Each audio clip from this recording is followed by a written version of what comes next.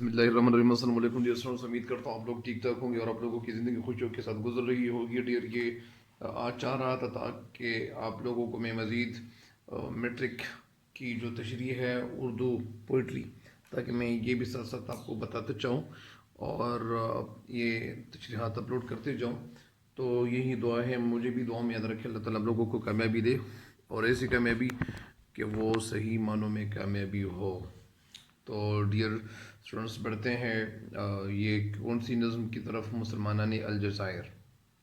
तो ये नज़म है और ये नज़म बड़ी खूबसूरत नज़म है, और ये इस नज़म का लिखने वाला जो है वो मिर्ज़ा महमूद सरहदी है। मिर्ज़ा महमूद सरहदी कब पैदा हुए, कहाँ पैदा हुए थे? तो ये मिर्ज़ा महमूद सरहदी 1914 ईस्वी में पेशावर में पैदा हुए, और वफ़ात इनकी जो हुई थी तो वो 1968 थी।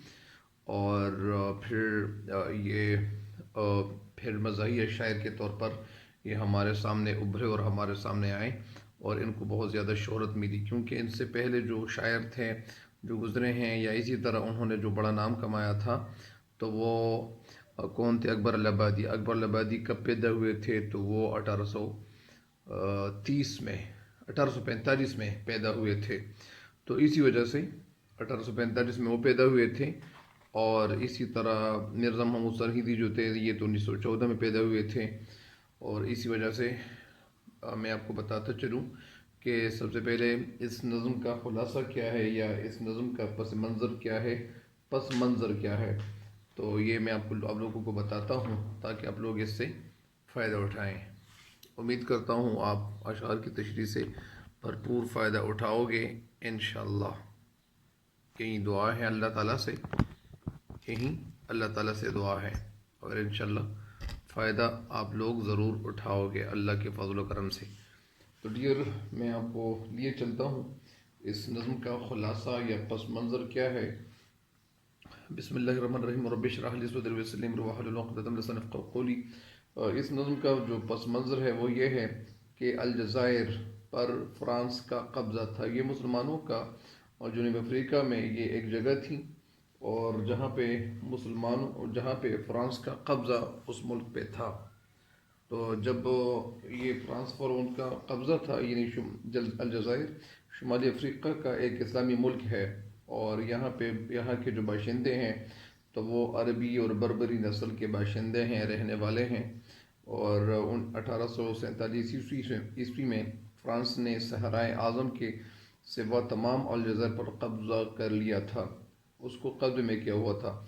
दूसरी आलमी जंग में अलजायर ने बड़ा अहम हिस्सा लिया, और उन्होंने बड़े डट कर मुकाबला किया, और जंग के बाद तहरीक आज़ादी बड़े जोश व खरोश से शुरू हुई, और आखिर 1962 ईस्वी में अलजायर को आज़ादी हासिल हुई और कामयाबी हुई, और वहाँ जमहूरी हुकूमत उनकी कायम हो गई, और 1967 ईस्वी में अलजायर इत्तेहाद अरब में फिर शामिल हो गया था।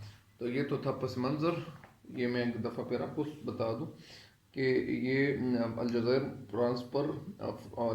पर फ्रांस का कब्ज़ा था 1962 ईस्वी में। फिर अलजायर के मुसलमान अपने वतन की आज़ादी की जंग लड़ रहे थे। उनके जज्बे आज़ादी को देखकर पाकिस्तान के मुसलमान भी जोश में आ गए। उनके हक़ में उन्होंने जुलूस निकाले और तकरीरें की, लेकिन कोई अमली कदम नहीं उठाया, और ना अलजायर के मुसलमानों की कोई मदद की, कोई माली मदद भी नहीं की शायर ने। इसलिए इस नज़म में अपनी कौम पर भरपूर और एक मुकम्मल तंज की हुई है। तो ये तो थी पस मंज़र या पस मंज़र। तो अभी मैं आपको बताता चलूँ कि ये पहला शेर इसका क्या है।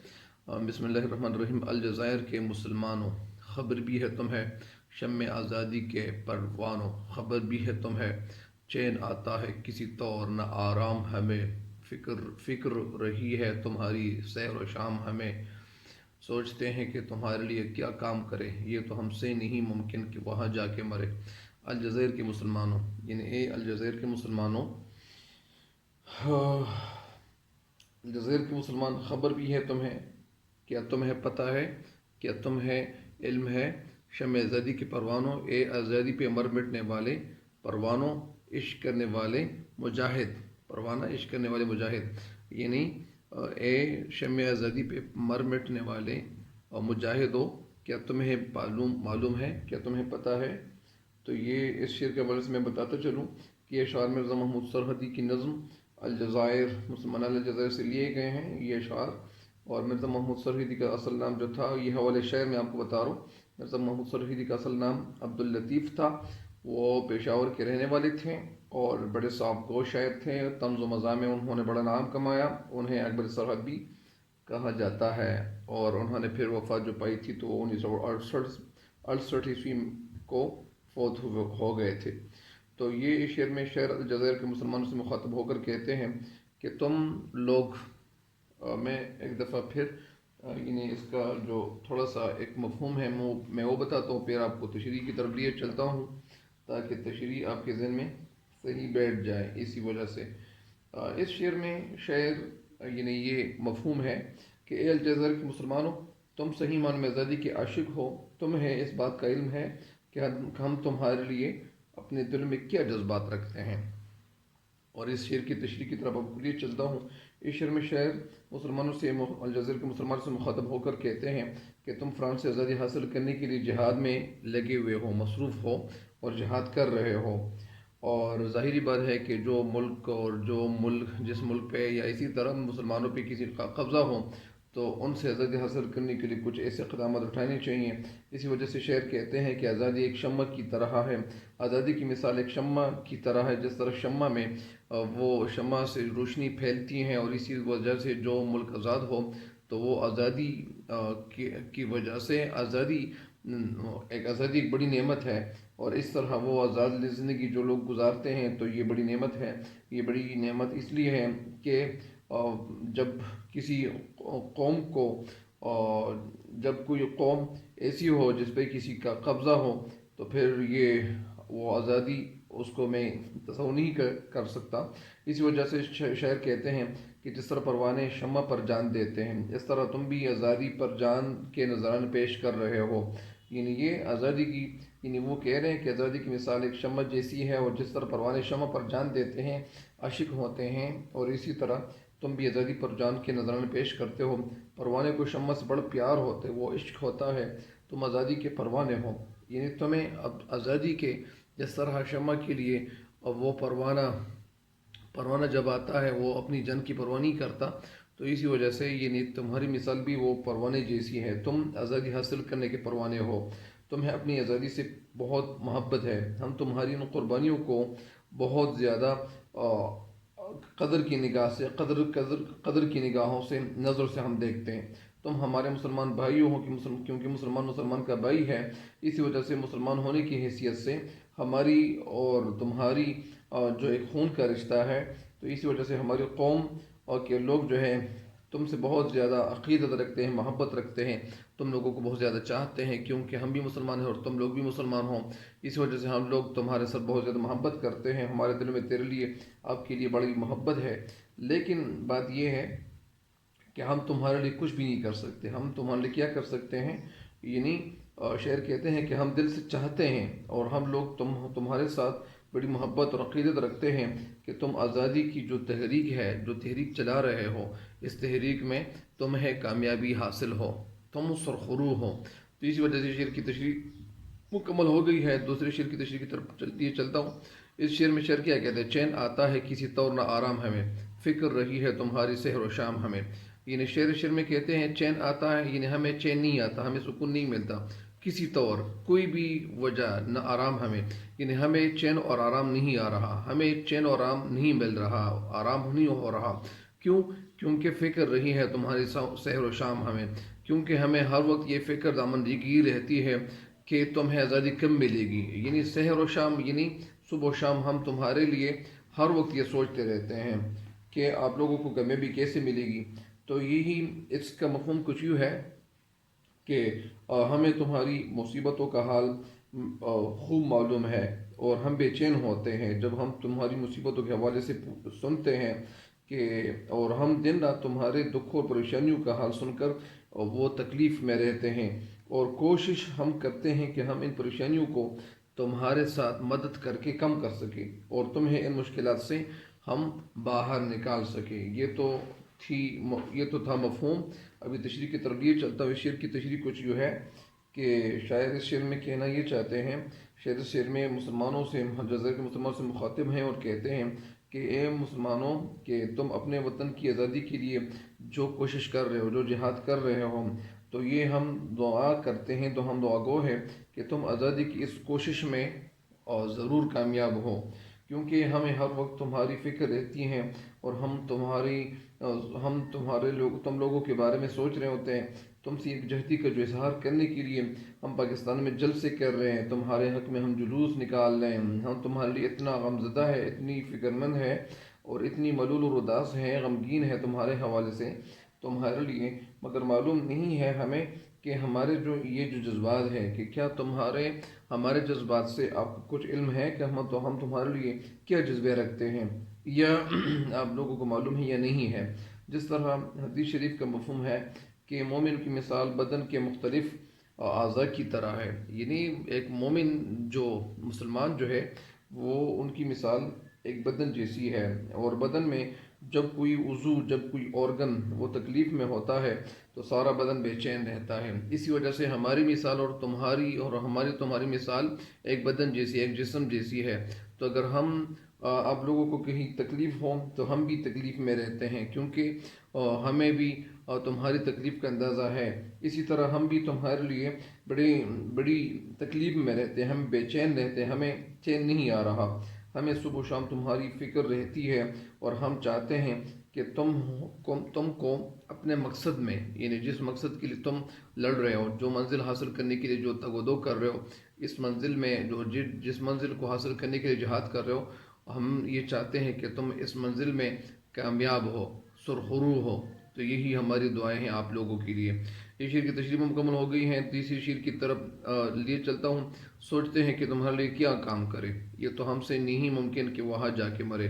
یہ شعر کہتے ہیں کہ ہم ابھی سوچ رہے ہیں کہ ہم تمہارے لیے کون سا کام کریں، اور ہم کوئی کام سوچ رہے ہوتے ہیں، لیکن یہ کام سب سے پہلے کہتے ہیں کہ ہم تمہارے لیے کچھ کرنا چاہتے ہیں۔ لیکن شعر کہتے ہیں کہ ہم تمہارے لیے کچھ کرنا چاہتے ہیں، لیکن کرنا یہ بھی ہے کہ ہم تمہارے لیے کچھ کرنا چاہتے ہیں، لیکن کہنا یہ بھی چاہتے ہیں کہ ہم جو تمہارے لیے جو کچھ کرنا چاہتے ہیں تو وہ ہم کر بھی نہیں سکتے، یعنی یہ تو ہم سے نہیں ممکن کہ ہم وہاں جا کے مریں، یعنی یہ ہمارے لیے بڑا بڑا مشکل کام ہوتا ہے کہ ہم تمہارے ملک میں آ جائیں اور وہاں تمہارے ساتھ اکٹھے ہو جائیں، اور وہ فرانس سے آزادی حاصل کرنے کے لیے تمہارے ساتھ ہم شانہ بشانہ کھڑے ہوں، تو یہ ہمارے لیے ناممکن ہے۔ یہ ناممکنات میں سے ہے کہ ہم وہاں آ جائیں اور تمہارے ساتھ ہم اکٹھے جنگ لڑیں، لیکن یہ ہمارے لیے یہ کام بھی ممکن نہیں ہے، یہ کام بھی ہمارے لیے مشکل ہے۔ اس شعر کی تشریح کی طرف آپ لوگوں کو لیے چلتا ہے۔ اس شعر میں شاعر الجزائر کے مسلمانوں سے مخاطب ہو کر کہتے ہیں کہ مسلمان بھائی کی مدد کرنا ہم سب کا ایک اہم فریضہ بھی ہے۔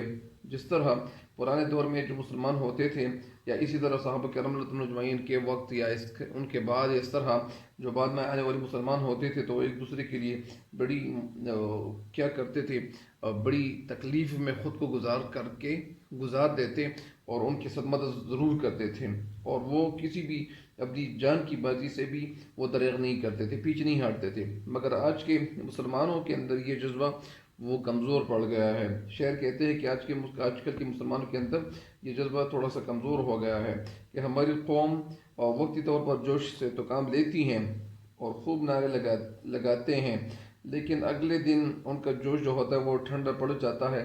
ہم عملی دنیا میں ابھی زیرو ہے، اور ہم باتیں بہت خوب بناتے ہیں، اور ہم بہت کچھ بناتے ہیں، بہت کچھ کہتے ہیں، لیکن شعر الجزائر کے مسلمانوں سے کہنا یہ چاہتے ہیں کہ ہمارا دل چاہتا ہے کہ ہم تمہارے لیے کوئی بڑا کام کریں، اور وہ کام ایسا ہو کہ اس کام کے کرنے سے آپ لوگوں کو فائدہ ہو، اور ہم وہ کون سا بڑا کام کریں، ہم یہ کام کریں کہ ہم تمہارے لیے وہاں میدان میں اتریں، اور تمہارے ساتھ ہم شانہ بشانہ کھڑے ہوں، اور وہ فرانسیسیوں سے ہم کیا کریں، یعنی ان سے تمہیں آزادی دلوانے کے لیے ہم لڑنا شروع کریں۔ لیکن شعر کہتے ہیں لیکن یہ کام بھی ہمارے لیے ممکن نہیں ہے، ہم سے یہ نہیں ہو سکتا کہ تمہارے ساتھ مل کر ہم فرانسیسیوں کے خلاف جہاد کرنا شروع کریں اور لڑتے ہوئے ہم شہید ہو جائیں، کیونکہ تمہیں وہ غلام بنا دیا گیا ہے، اور یہ کام جو تمہیں درپیش ہے تو یہ کام تم خود بخود ان سے نمٹو گے۔ تمہیں آزادی حاصل کرنی ہے اور تم لوگ وہاں لڑتے رہو، اور یہ کام ہم نہیں کر سکتے، یہ کام ہمارے لیے ناممکن ہے۔ اور یہ اگلا شعر ہے، شعر نمبر 4: مالی مدد میں امداد میں سچ ہیں بڑے مشہور ہیں ہم، لیکن اب ٹیکس ہیں ہی اتنے ہیں کہ مجبور ہیں ہم۔ یعنی شعر کہنا یہ چاہتے ہیں شعر میں کہ پہلے دور سے یہ ہوتا آ رہا ہے کہ ہم جب کسی قوم کے ساتھ، کسی قوم پہ وہ برا وقت آتا تھا تو ہم ان کے ساتھ مدد کرتے تھے، یعنی ہم مالی مدد میں بڑے مشہور ہیں اور ہم ان کے ساتھ، سچ ہے کہ ہم ان کے ساتھ مدد کرتے تھے، لیکن اب ٹیکس سے ہی اتنے کہ مجبور ہیں ہم، اور ہم ابھی اتنے مجبور ہو گئے ہیں کیونکہ ہم پہ اتنے زیادہ ٹیکس لگائے گئے ہیں کہ ہم ان ٹیکسوں کو ادا نہیں کر سکتے، تو ہم مجبور اس لیے ہے کہ ہم ان ٹیکسوں کے ساتھ کچھ نہیں کر سکتے، ورنہ ہم آپ کے ساتھ مدد ضرور کرتے۔ لیکن یہ تو تھا اس کا مفہوم۔ ابھی میں آپ کو اس کی تشریح کی طرف لیے چلوں۔ اس شعر میں شاعر کہنا یہ چاہتے ہیں کہ مسلمان قوم جو ہے یہ کیا کرتے ہیں، یعنی شعر اپنی قوم کے قول و فعل کا جو تضاد ہے وہ عکس ہے جو دوسرا وہ پیش کرنے کی کوشش کرتے ہیں، اور کہتے ہیں کہ الجزائر کے مسلمان بھائیوں، ہمیں آپ سے بڑی ہمدردی ہے اور ہم آپ کے اوپر بڑے رحم دل ہے، اور ہم تمہارے لیے بڑی رحم کا جذبہ رکھتے ہیں، لیکن یہ ہمدردی صرف زبان تک محدود ہے، ہم زبان تک یہ جذبہ ہمارے دل میں موجود ہے، ہم آپ لوگوں کی مالی مدد کرنا چاہتے ہیں کیونکہ مجاہدین کی مالی مدد کرنا بھی جہاد کا ایک حصہ ہوتا ہے، مگر افسوس، صد افسوس یہ ہے کہ ہم یہ کام نہیں کر سکتے۔ یہ کام کیوں نہیں کر سکتے؟ کوئی وجہ تو ہوتی ہے کہ کام نہیں کر سکتے، کیونکہ ہمارے اوپر اتنے ٹیکس لگائے گئے ہیں کہ ہم ان ٹیکسوں کو ادا نہیں کر سکتے، تو ہم تمہارے ساتھ کیا وہ مالی مدد دیں گے، ہم تمہارے ساتھ کیا مدد کریں گے، اور ہماری آمدنی جو ہے وہ بڑی کم ہے، اور وہ ساری کی ساری آمدنی جو ہوتی ہے وہ ٹیکسوں میں چلی جاتی ہے، ہمارے پاس اپنی ضرورت پوری کرنے کے لیے پیسے نہیں بچ سکتے، تو ہم کیا کریں گے؟ اس لیے تمہاری مالی مدد بھی ہم نہیں کر سکتے کیونکہ ہم مجبور ہیں، اور تمہاری مالی مدد کرنا ہم لوگ چاہتے ہیں کہ تمہارے ساتھ مدد کریں، مگر ہمارے جو خرچے ہیں اور جو ہمارے اخراجات ہے وہ آمدنی سے بھی بہت زیادہ ہے، اسی وجہ سے ہماری جیب وہ ہمیں یہ اجازت نہیں دیتی ہے کہ ہم آپ لوگوں کے ساتھ مدد کرے، کوئی مالی مدد کرے، لیکن ہم یہ کام نہیں کر سکتے۔ کیوں نہیں کر سکتے؟ کیونکہ ہم لوگ مجبور ہیں، اور ہم لوگ مجبور اتنے ہیں کہ ہم کچھ بھی آپ لوگوں کے ساتھ نہیں کر سکتے۔ یہ شعر کی تشریح مکمل ہو گئی ہے۔ شعر نمبر 5: تھا دعاؤں پہ ہمیں آسرا وہ بھی نہ رہا، کیونکہ ان کا بھی اکثر ہوتا ہے اکثر الٹا۔ یعنی شعر کہنا یہ چاہتے ہیں کہ پرانے دور میں جب ہم کسی کے لیے دعا مانگتے تھے تو وہ دعا اللہ تعالیٰ قبول فرماتا، لیکن ہمیں وہ آسرا، ہمیں وہ اعتماد، امید بھی نہ رہی، ہمیں وہ آسرا بھی نہ رہا، کیونکہ ہم جب دعائیں کرتے ہیں تو ان دعاؤں کا اثر اکثر الٹا ہوتا ہے، کیونکہ ان کا اثر بھی ہوتا ہے اکثر الٹا، ان دعاؤں کا اثر اکثر الٹا ہوتا ہے۔ تھا دعاؤں پہ ہمیں آسرا وہ بھی نہ رہا، یعنی ہمیں دعاؤں پہ آسرا تھا، ہمیں اعتماد تھا، لیکن اپنی دعاؤں پہ وہ اعتماد بھی ہمیں نہ رہا۔ تو اس شعر کی تشریح کی تربیت چلتے ہوئے شعر میں شعر کہنا یہ چاہتے ہیں کہ دعاؤں میں اثر تب ہوتا ہے جب دعا دل سے مانگی جائے، دل سے چاہی جائے اللہ تعالیٰ سے۔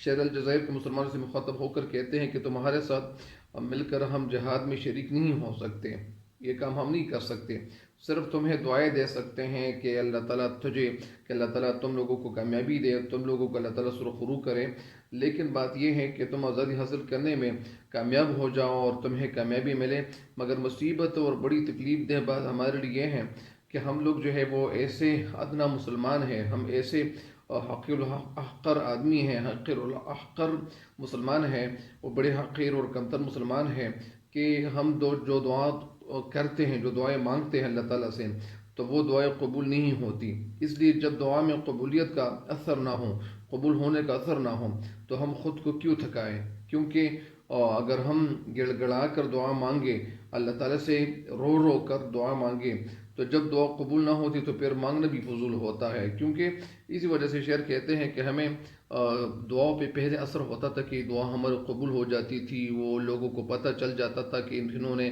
جو دعائیں مانگی تھی وہ قبول ہو گئی ہے، لیکن شعر کہتے ہیں کہ ان دعاؤں کا اثر اکثر الٹا ہوتا ہے، یعنی وہ دعا قبول نہیں ہوتی ہے، قبول ہونے کی بجائے وہ قبول نہیں ہوتی، وہ کچھ یعنی ان کے ساتھ کچھ اور ہوتا ہے۔ تو یہی شعر کی تشریح تھی۔ ابھی میں آپ لوگوں کو شعر نمبر 6 کی تشریح کی طرف لیے چلوں کہ شعر نمبر 6 کیا ہے۔ شعر نمبر 6 کی طرف تاکہ آپ یہ جو ساری غزل ہے اس کی تشریح مکمل ہو. غزل نہیں سوری نظم، اس نظم کی تشریح مکمل ہو اور آپ لوگ اسے بھرپور فائدہ اٹھاتے جاؤ. اچھا ڈیئر، کیا ہے شعر نمبر 6. احتجاجوں کے لیے کہیے تو انکار نہیں، ورنہ ہم لوگ کسی حال میں تیار نہیں. یعنی احتجاج کیسے کہتے ہیں؟ احتجاج جو کسی ظلم، زیادتی اور ناانصافی کے خلاف آواز بلند کرنا، اس کو کیا کہتے ہیں؟ احتجاج. یعنی احتجاج کے لیے کہیے. یعنی شعر الجزائر مسلمانوں کے سے مخاطب ہو کر کہتے ہیں کہ اگر ہم تمہارے لیے احتجاج کرنا شروع کریں، جلوس نکالے، جلسے نکالے، تو ہم انکار نہیں کرتے، کیونکہ ورنہ ہم لوگ کسی حال میں تیار نہیں. ہم تمہارے لیے جلوس نکال سکتے ہیں، لیکن بات یہ بھی ہے کہ ہم جلوس نکالنے کے لیے بھی آپ لوگوں کے لیے تیار نہیں ہے. کیوں نہیں ہے؟ اسی وجہ سے شعر کی تشریح کچھ یوں ہے کہ شعر میں الجزائر مسلمانوں سے مخاطب ہو کر کہتے ہیں کہ اگر آپ ہمیں یہ بتائیں کہ آپ کی خاطر اپنے ملک کے لیے اپنے ملک میں احتجاج کر سکتے ہیں، یعنی ہم آپ لوگوں کے لیے احتجاج کر سکتے ہیں، احتجاج کر کے ہم آپ لوگوں کے لیے یعنی آپ کی اپنے دلوں میں آپ کے لیے محبت میں اضافہ کر سکتے ہیں. لیکن بات یہ ہے کہ احتجاج جو ہے اپنی تقریروں میں بڑا جوش ہم دکھا سکتے ہیں، تقریر کر سکتے ہیں، جوشیلے تقریر کر سکتے ہیں، لیکن بات یہ ہے لیکن عملی میدان میں ہم تمہارے لیے کچھ نہیں کر سکتے. عملی میدان میں ہم تمہارے لیے کچھ کر نہیں سکتے ہیں. اور ہماری جو بزدلی ہے وہ اتنی مشہور ہو گئی ہے کہ ہم کیا ہے یعنی ہم تمہارے لیے کچھ نہیں کر سکتے. احتجاج ہم کر سکتے ہیں کیونکہ جلد سے جلوس میں تھوڑ پھوڑ اور اس طرح گھیراؤ میں ہماری شہرت دنیا میں پھیل چکی ہے. یعنی لوگوں کو پتہ چل چکا ہے کہ ہم گھیراؤ اور جلاؤ میں بڑے مشہور ہیں اور ہمیں شہرت مل چکی ہے. ہمیں ایسی مدد دینے سے انکار نہیں ہے، یعنی ہم ایسی مدد دینے سے ہم انکار نہیں کر رہے ہیں، مگر ہم اس بات کو اچھی طرح بھی جانتے ہیں، ہمیں پتہ ہے، ہمیں معلوم ہے کہ ہمارے احتجاج سے تمہیں کوئی فائدہ پہنچنے والا نہیں ہے. تو جب ہمیں یہ معلوم ہے کہ ہم احتجاج کریں گے اور ان احتجاجوں سے آپ لوگوں کو کوئی فائدہ ملنے والا نہیں ہے، تو اسی وجہ سے ہم کیوں اپنے آپ کو تھکائیں. کیونکہ اب آپ بتائیں کہ ہم تمہاری کیا خدمت کریں. یعنی اگر ہم یہ خدمت کریں گے تو اس سے آپ کو کوئی فائدہ نہیں ملے گا. تو لہٰذا جس کام کا فائدہ نہ ہو تو وہ کام تو پھر کرنا نہیں چاہیے. اسی وجہ سے شعر کہتے ہیں کہ ہم احتجاج بھی نہیں کر سکتے، احتجاج کے لیے بھی تیار نہیں ہے. کیونکہ احتجاج کے لیے اس لیے تیار نہیں ہے کہ اس احتجاج کرنے سے آپ لوگوں کو کوئی فائدہ نہیں ملے گا، تو لہٰذا ہمیں یہ کام بھی نہیں کرنا چاہیے. اور آخری شعر ہے ہم سے تو بس یہی ممکن ہے کہ تقریریں کریں یا فرانسیسیوں کے ظلم کی تفسیریں کریں اور تم لڑتے رہو. ہم تو بس یہی ہے ممکن یعنی پاسبل ہے کہ تقریریں کرے، سپیچز کرے یا فرانسیسیوں کے ظلم کی تفسیریں کرے. تفسیر کرنا یعنی کھول کر بیان کرنا، تفسیر کرنا وضاحت کرنا، اور تم لڑتے رہو. اچھا یعنی شعر میں اس میں کہتے ہیں، اس کو مثلث بھی کہہ سکتے ہیں، ہم تو بس یہی ممکن ہے، یعنی ہمارے لیے یہ ممکن ہے کہ ہم تمہارے تقریریں کریں یا فرانسیسی جو تم لوگوں پہ ظلم کر رہے ہیں ان کی ہم وضاحت کر سکتے ہیں. اور پھر کیا کہنا چاہتے ہیں؟ یعنی آخری شعر میں شعر کہنا یہ چاہتے ہیں کہ الجزائر کے مسلمان ہم تمہارے لیے لڑ نہیں سکتے، تمہارے لیے کوئی مالی مدد نہیں کر سکتے. اور اکثر دعاؤں کا بھی اثر جو ہوتا ہے وہ الٹا ہوتا ہے. تو ہم تمہارے لیے یہ کر سکتے ہیں کہ ہم اپنے شعر میں تمہارے لیے تقریریں کریں. یعنی اور کام جو تھے وہ تو ہم نہیں کر سکے اور نہ کر سکتے ہیں، لیکن ہم تمہارے لیے تو تقریر کر سکتے ہیں، کیونکہ تقریر کرنے میں ہمیں بڑی مہارت حاصل ہے اور تقریر سن کر ہم سننے والوں کو جوش اور جذبہ دلا سکتے ہیں. اپنی تقریروں میں تمہاری قربانیوں کے ذکر کر کے لوگوں کو تھوڑ پھوڑ پر آمادہ کر سکتے ہیں، ان کو تیار کر سکتے ہیں، اور فرانسیسیوں کے ظلم کے ستم کے بارے میں ہم دنیا کو بتا سکتے ہیں اور باور کرا سکتے ہیں، مگر اس سے زیادہ ہم کچھ نہیں کر سکتے. اور اس کے علاوہ ہم کچھ کر نہیں سکتے ہیں. ہم یہ کام کر سکتے، وہ کر سکتے، یہ کر سکتے ہیں، لیکن ہم اس کے علاوہ کچھ کام نہیں کر سکتے. تو لہٰذا جب ہم یہ نہیں کر سکتے اور اس کے باوجود مگر اس سے زیادہ ہم کچھ نہیں کر سکتے، تم جانو اور تمہارا کام جانے اور تم لڑتے رہو، قربانی دیتے رہو، ہم سے کسی عمل کی امید نہ رکھو. ہم سے کسی بھی کام کے حوالے سے ہمیں کوئی امید ہم سے امید نہ رکھو، امید تو صرف اللہ تعالیٰ سے رکھی جاتی ہے، کیونکہ ہم ایسی قوم بن چکے ہیں کہ ہم سے کوئی کسی کام کے حوالے سے توقع نہ رکھو اور ایکسپیکٹ نہ کریں، اور ہم لوگ جو ہے وہ سب کچھ جو ہے ہم سے رخصت ہو گیا ہے، اور ہم اتنے ایمان کی وجہ سے ہم اتنے زیادہ کمزور ہو گئے ہیں کہ آپ لوگوں کے لیے کچھ نہیں کر سکتے۔ تو لہٰذا تم لوگ کیا کرو، تم جانو اور تمہارا کام جانے، اور اسی وجہ سے تم لوگ کیا کرتے رہو، تم لڑتے رہو، بس تم یہ لڑائی جاری رکھو تاکہ تم لوگوں کو کامیابی ملے، اور ہم تمہارے لیے کچھ کر نہیں سکتے، اس لیے ہم تمہارے لیے کچھ بھی نہیں کر سکتے۔ ظاہری بات ہے کہ اس وقت جو جہاد وہ کر رہے تھے، جو ان کے خلاف لڑ رہے تھے، تو اس وقت یہ جو ہمارا ملک تھا تو اتنا زیادہ کمزور تھا کہ ہم کچھ کر نہیں سکتے تھے، تو اسی وجہ سے یہ بات بھی وہ سچ تھی۔